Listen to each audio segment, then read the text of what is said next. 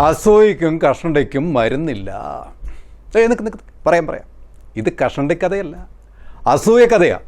നമ്മളെ അൻവർ-ഖാൻ്റെ കാര്യത്തിലാണേ, ആള് വെടിയൊക്കെ പൊട്ടിച്ച് പിണറായിൻ്റെ കസേരക്കിട്ട് ഒരു തട്ടും കൊടുത്ത് കേരള രാഷ്ട്രീയത്തിൽ യുവതുർക്കിയായി വിലസി UDF-ലേക്ക് കളം മാറ്റാനായി തുനിഞ്ഞ് UDF നേതാക്കളെയും ലീഗ് നേതാക്കളെയും കണ്ടപ്പോൾ നമ്മുടെ ഇരട്ടച്ചങ്കൻ്റെ ഉള്ളിലൊരു കൊള്ളിയാൻ മിന്നി. മനസ്സ് പതറരുത്.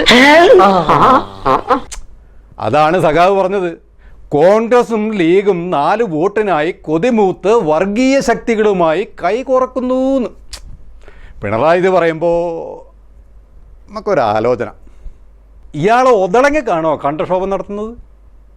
ഇപ്പോഴിതാ അൻവർ കടകം പറഞ്ഞ് അപ്രതീക്ഷിതമായി കോൺഗ്രസിനെയും CPM-നെയും അകറ്റി നിർത്തുന്ന തൃണമൂൽ കോൺഗ്രസിൽ ചേക്കേറിയെന്ന്.